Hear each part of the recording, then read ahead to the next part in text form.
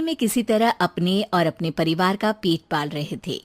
पर एक दिन, अरे रमेश, तुम्हारी बेटी के तो समझो भाग्य ही खुल गए। वकील लड़के का रिश्ता आया है। अरे वाह, कब करना चाहते हैं शादी? वो लोग तो जल्द से जल्द ही करेंगे। बाकी शाम को मैंने रेखा को देखने के लिए बुला लिया है। तेरा घर छोटा है तो तुम लोग मेरे घर ही आ जाना। राकेश और उसकी बीवी सारी तैयारी के साथ रोहित और रेखा की शादी कर देते हैं।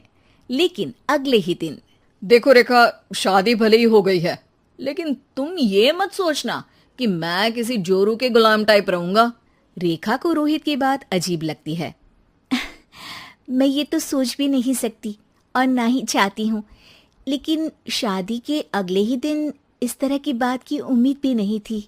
रोहित रेखा के मुंह से ये बात सुनकर गुस्सा हो जाता है। अरे, काफी जबान भी चला लेती हो। माँ ने सिखाया नहीं कि पति से कैसे बात करते हैं?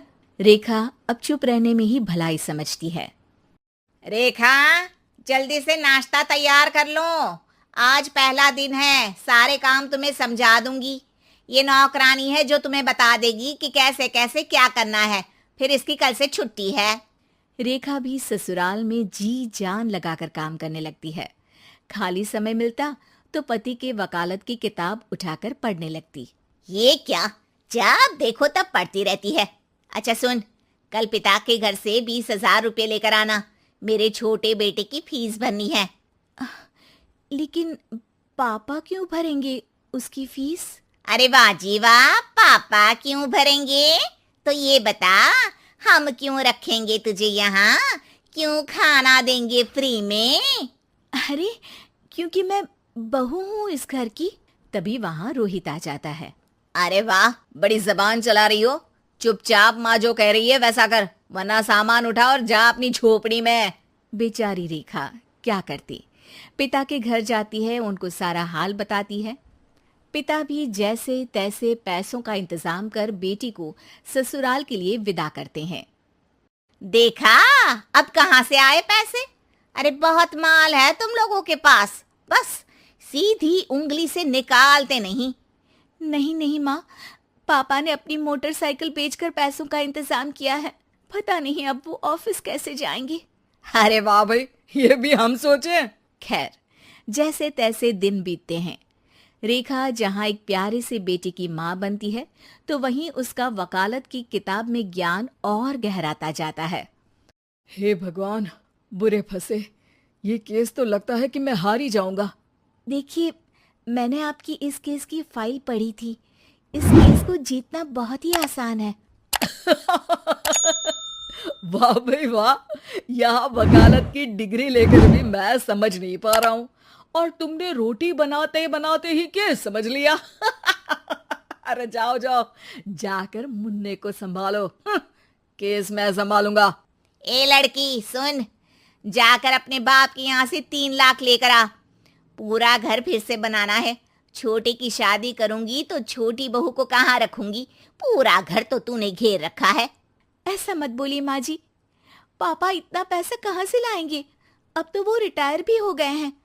हाँ, तभी तो बोल रही हूँ, रिटायरमेंट के पैसे तो मिले होंगे ना।